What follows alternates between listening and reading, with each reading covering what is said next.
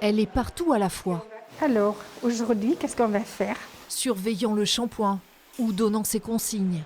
Tu commences à appliquer la nuque, les côtés et après la racine. Voilà 50 ans que Liliane Escate pratique la coiffure.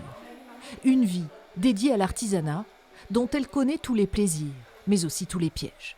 Il y a tout à gérer dans un salon ou même dans une entreprise. Il n'y a pas que chez nous. Hein. C'est vraiment, il y a des personnes qui stressent. Un sentiment partagé par le fils de Liliane, lui aussi coiffeur. On peut être isolé, oui. Parce que le travail, c'est une chose. On a des clients, on répond au téléphone, on fait le boulot. Mais après, tout ce qui est gestion, compta, c'est autre chose. Stress, isolement, burn-out. Comment détecter l'invisible? Depuis 3 ans, le service prévention des risques au travail a mis en ligne un questionnaire permettant d'évaluer l'état psychologique d'un dirigeant. Ouvert désormais aux artisans, il a permis de prendre en charge 87 chefs d'entreprise depuis sa mise en place. C'est vrai qu'être dirigeant d'entreprise, c'est particulièrement anxiogène en ce moment.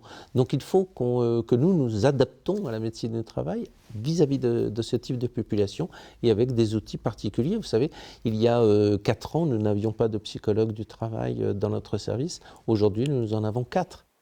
Les troubles psychologiques au travail, des mots de plus en plus détectés et pris en charge.